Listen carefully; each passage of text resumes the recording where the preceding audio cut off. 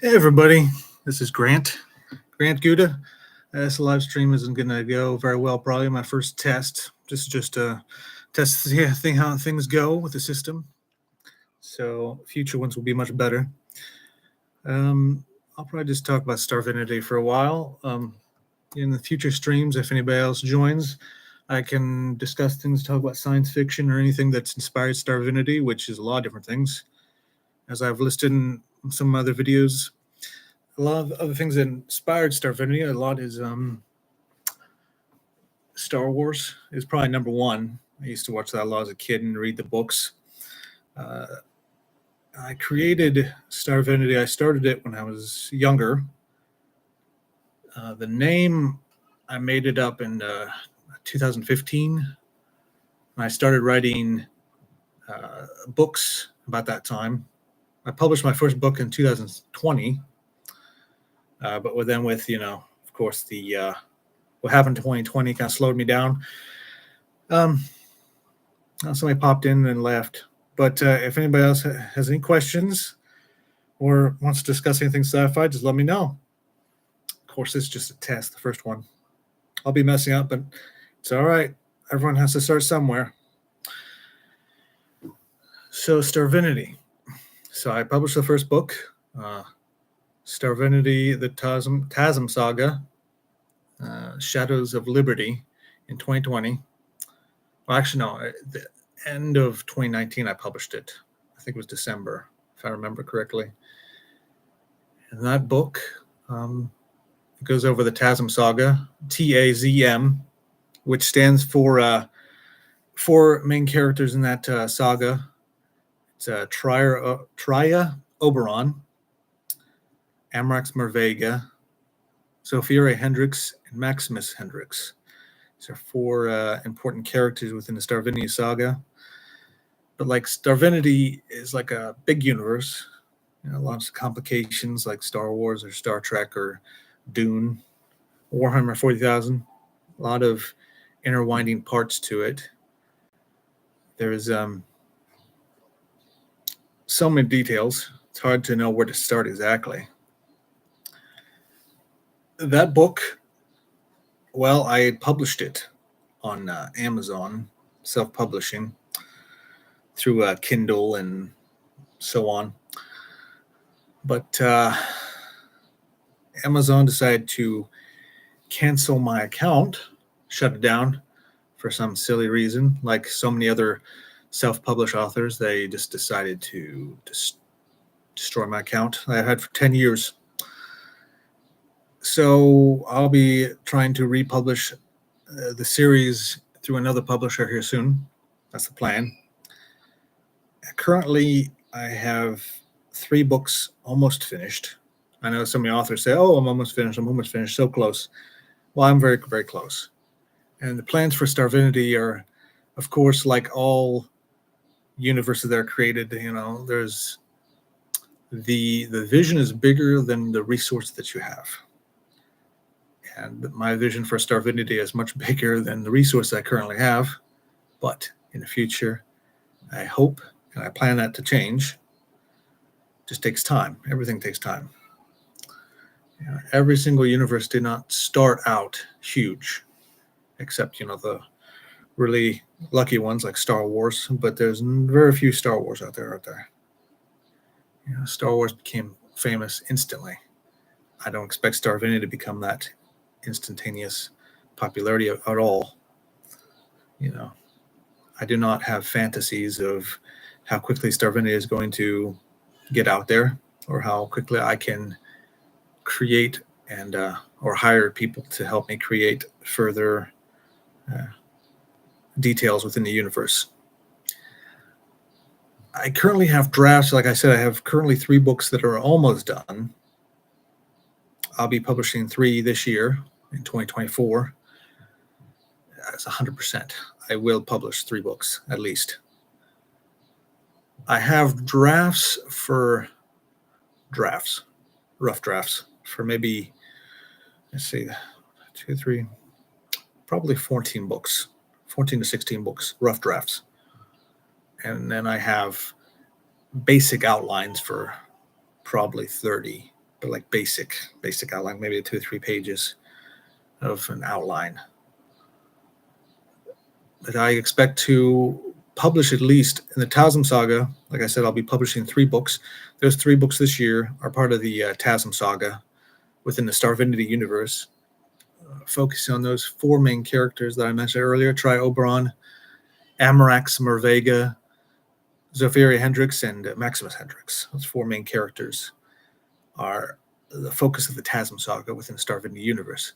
And I'll be publishing the first 3 books in that series. Like I said, I published that first one, Shadows of Liberty, but that's in an alternate timeline. I've decided to change it up, and these 3 new books are in the primary timeline. So there's 12 books. I plan to have 12 books in the main Tasm Saga, Starvinity out, and the Starvinity universe. Tasm Saga, the 12 books. And a series of 3 will be this year. I hope that 3 will be the next year, and 3 the next year, and 3 the next year. So the series of 12 books within just this Tasm Saga within Starvinity hopefully will be done, by 2027? Hopefully. That's the plan. That is the plan. Let's see. There's just so many details. Lots and lots of details. You could always check out our fandom page. A lot of people have added to that and helped me add to it, because it takes a lot to express the entire universe with information. There's still so much that we have, just piles and piles and books and books and books. I write a lot of my notes and designs in my notebooks. I just buy a bunch of composition books and doodle and do a bunch of silly, not silly, but I create a lot of doodles and things and ideas, first draft concept designs and things like that, composition books. And I write about the story there. There's just so many, I have hundreds and hundreds and hundreds of composition books. It's filled with so many things. But let's see, I've never done a live stream before, so this is going to be bumpy the first time. I plan to make it better in the future, so bear with me. There is, let's see here.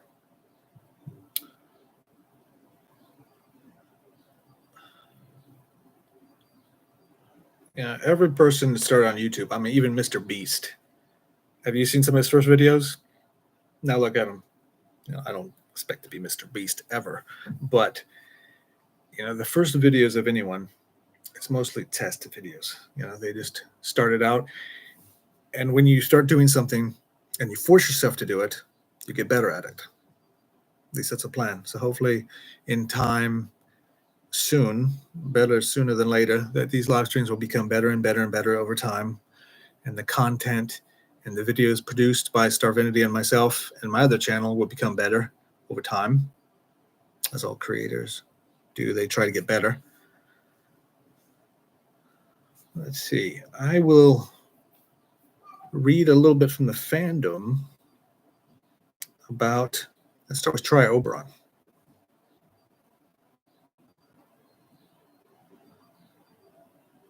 Tri-Oberon, a human born in the 7th millennium AD in the United Free Republics of Earth. She became a peacekeeper and rose to the rank of captain in her adult life, fighting to preserve the United Free Republics of Earth from multiple incursions by the Cronus cult, who was determined to destroy her home.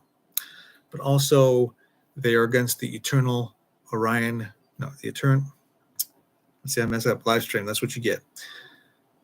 The United Free Republics of Earth is a, how would I put it? It, in the 4th millennium AD, back in the 3000s, back in the universe, in the year around 3000 something, 3100s, 3100s, there was the Earth Civil War.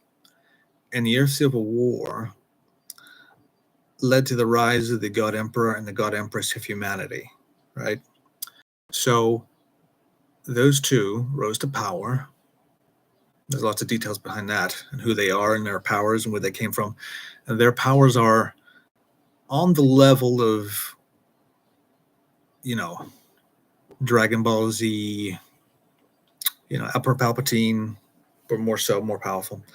Because Emperor Palpatine, I love Emperor Palpatine. I like Star Wars, but the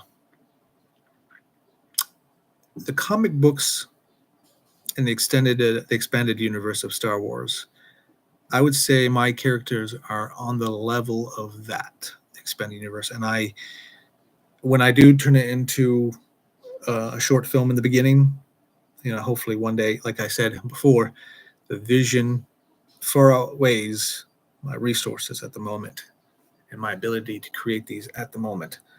But I do plan, at least I hope, to create Starvinity movies and films and TV shows or web series, video games, so and so on. Like any other sci-fi universe that's ever been created, lots of things throughout it. But like I said, the vision far outweighs my current resources. But the vision is important to have. Always to have the vision. Never give up. That's what I say. Never give up. Like what? Like Galaxy Quest? Never give up. Never surrender, right? Never surrender to your fears. That's what I always... Never surrender to your fears. And don't be afraid of failure. Because failure happens to everyone from time to time. Every single person that's ever existed throughout history has failed at one thing or another from time to time. And by just doing something, by trying and never giving up, that helps you at least a little bit, I think. But I'm going on a tangent. I don't even know why I went around. Back to Starvinity. So I was reading about Tria Oberon. Tria Oberon. She was born in the 7th millennium AD. And I mentioned the United Free Republics of Earth. They're against the Cronus cult. The Cronus cult and the United Free Republics of Earth exist within the outer core of Earth. Now, that might not make a lot of sense. The outer core of Earth, right? It's so hot down there. You just melt. You couldn't have anything down there. It's an encapsulated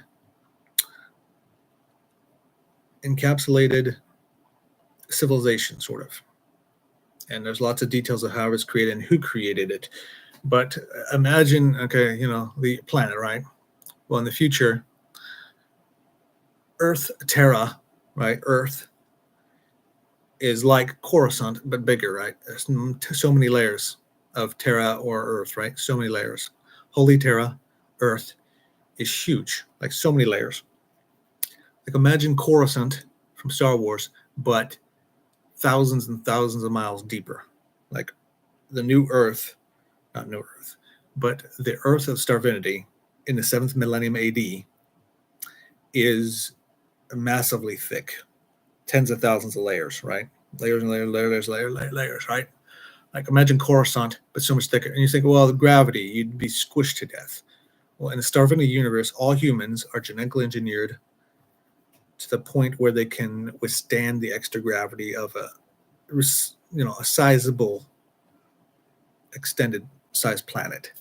I would say probably at least maybe 5 times Earth's mass they could survive.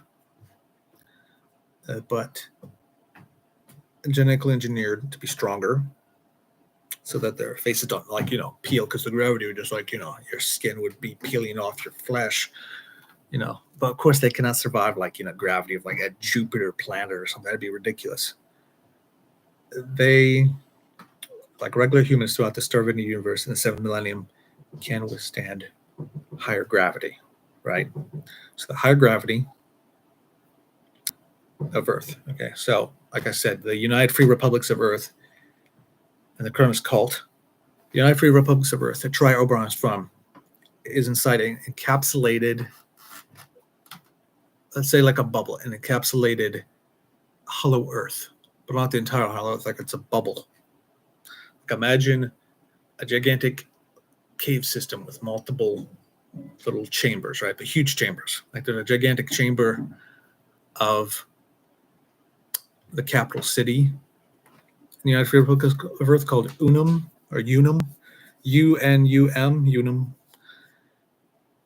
And that's in one chamber with gigantic forests spanning miles and miles, huge genetically modified trees. There's an artificial environmental systems, of course, that keep people alive down there and have, computer generation, artificial clouds and things like that to make it look like the sky down there.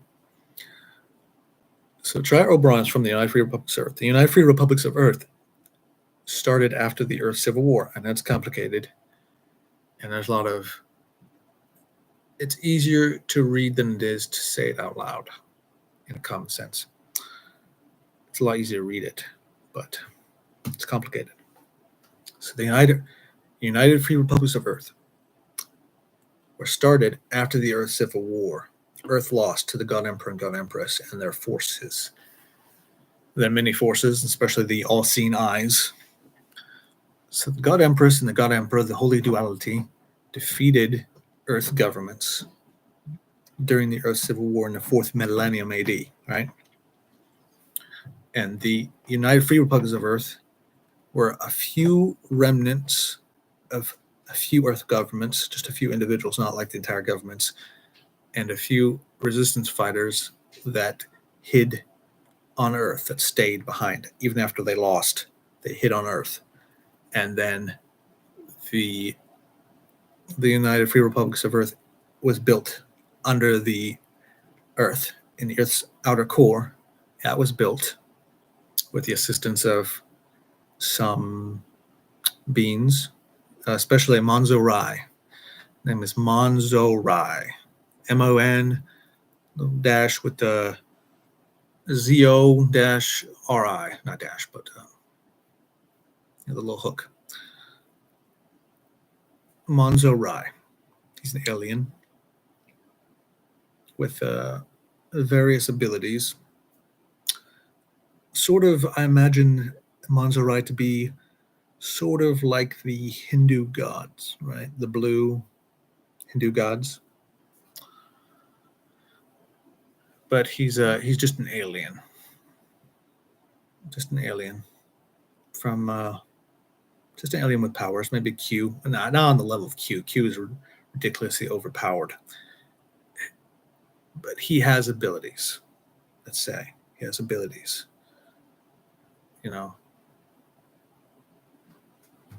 Not on the level of Q, but more powerful than Jedi, more powerful than Emperor Palpatine, in the sense of that he can create things with his mind and so forth, manipulate matter, stuff like that. Monzo Rai is a important character, but he doesn't show up too much in the series because the TASM saga is centered around the TASM characters, the 4 main characters: Traya, Amrax, Zephyria, and Maximus. But Monzo Rai is important, but there's lots of details in the first book. I don't want to spoil it all in case you want to read the book, which will be coming out here soon. I hope that the first book of the 3 that I plan to publish this year will come out this month. That's the plan. That is the plan. But I have a baby on the way, a second son, here in a few weeks. So hopefully I'll publish a book here in a week or so. Hopefully. That's the plan. So let's talk about Traya again. Traya Oberon. So she was, hopefully I explained this sort of about the United Free Republics of Earth. They're human civilization, free, hidden in the Earth's outer core. So the Holy Terror and Orion Eternal Dominion doesn't know they're there. The Holy Empire does not know that the United Free Republics of Earth exist in Earth's outer core. Childhood. Traya's childhood. In the clandestine world of the 7th millennium, AD, Tria Oberon took her first breath in a city concealed within Earth's outer core. This secret metropolis, a testament to human ingenuity, but also secret ingenuity. The humans there did not know Monzeroi. Monzeroi is a hidden. Only Zophiria and Maximus know of Monzerai's existence for most of the story. He keeps himself hidden for various reasons. This secret metropolis, a testament to human ingenuity, nestled amidst the layers of the planet, was both a sanctuary and refuge from the watchful eyes of the holy Terran Orion, eternal dominion. This Tria's arrival heralded not just a life within the shadows, but a story of resilience and defiance against an encroaching dominion. Tria's earliest memories were entwined with the gentle hum of concealed machinery echoing through the cavernous chambers of the hidden city. Subterranean depths. The subterranean depths, alive with the pulse of advanced technologies, became her cradle, and the distant echoes of clandestine endeavors became the lullabies that cradled her infancy. In the soft glow of the bioluminescent panels, she discovered the intricate dance of shadows, a ballet that would shape her understanding of secrecy and resistance. Growing up in secrecy meant that Tria's childhood was a delicate tapestry woven with threads of caution and veiled brilliance. Nanobots and augmented reality were not just playthings. They were tools of silent rebellion, whispering tales of advanced civilizations hidden from the authoritarian rule.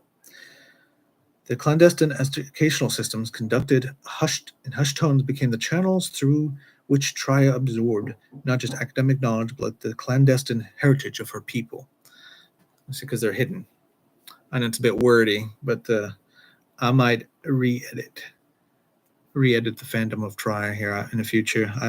It's a bit too wordy in some parts here. In the hidden city, education was not merely an imparting of knowledge, it was an act of defiance. The platforms were not just conduits of information, but channels of clandestine unity. Tria's mentors were not just educators, but covert architects of resistance. She imbibed the values of defiance, resilience, and the clandestine strength derived from solidarity. Each lesson was a testament to the covert struggle against external dominance. Tria's childhood was marked by the secrecy of environmental stewardship, which, because that probably is talking about like the, in a sense of there's a lot of different plants and life in the United Free Republics of Earth, in the, all the genetically engineered forests and jungles down there, because, the upper Earth is a complete city. The only plants and animals that are still alive freely, besides like, genetic mutations or rats or, bugs, the only real environment or like plants and animals exist only in around the imperial holy palace, and their gardens and protected areas. There's no more oceans, there's no more forests, there's no more any kinds of that. Maybe there's some zoos, but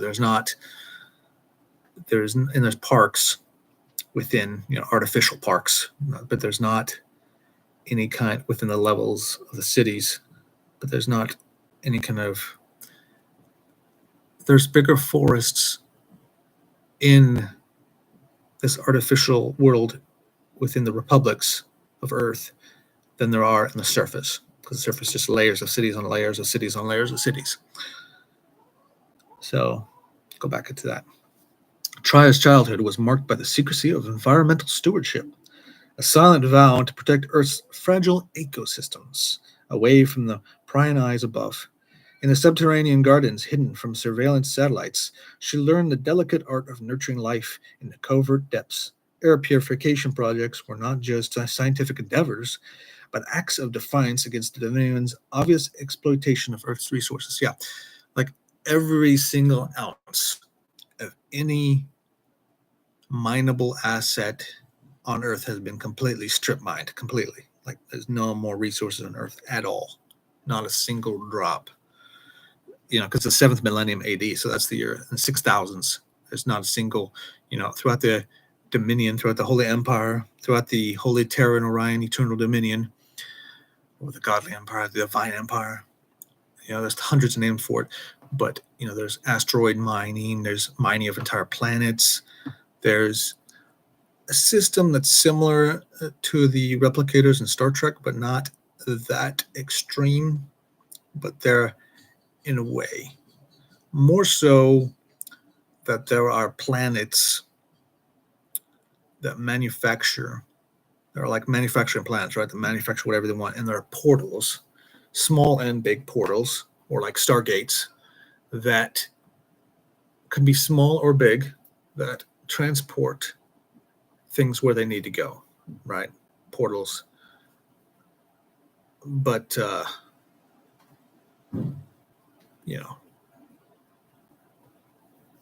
those portals can transport items anywhere throughout the empire, but you need the portals, The Holy Empire does not have teleportation technology in a sense of that you don't need a portal. They use portals to get people around and to transport heavy goods through planet to planet, or they can use spaceships. Sometimes they use spaceships if there's not portals available, or because almost a lot of the portals are controlled by mega corporations, and there's a fee for every single transport that you do. So sometimes it's cheaper just to have a spaceship, because sometimes the fees add up, for every single transfer through the portals, there's a fee and a tax to the Holy Empire. So you got tax to the Empire, you got tax to all the Holy Lords, to the Holy Duality, to the churches and the cathedrals of the Holy Empire, the temples. Then you have to give the fees to the mega corporations and the multi-levels of that. So, it adds up by a lot. But I think I'll be ending this stream here soon. But it's a good test for the first time. Again, this is just a test, but this is about the Starvinity universe. Starvinity, Starvinity. Starvinity. The Starvinity universe, a new sci-fi universe. What's new? I created it a while ago, but in comparison to all the other sci-fi universes out there, I mean, what? Warhammer 40,000 has been around for 40 years. Star Wars has been around, for 50 years? Back in the 70s. Sorry, this has been almost around for 50 years, close to 50. Right, close to 50 years now, close. And I mean, Star Trek's even been around for longer. 60 years. Dune's been around for a long time, decades and decades. All the main sci-fi franchises have been around for decades. So my sci-fi universe is very new compared to the rest. Very new. And now that I'm actually, this is my first live stream ever, and I'm sure it's goofy. It's fine. It's fine. You can laugh at me. It's fine. I don't mind. But comment, subscribe, like, share. And, eventually, hopefully soon it will get a lot better. And eventually Starvinity will rise to the level of, not Star Wars, not Star Trek, but I hope, and I plan for it, and I hope that I can find those who enjoy the sci-fi universe I've created, and it will get better over time. Thanks again. I hope you stop by again in the future. Bye.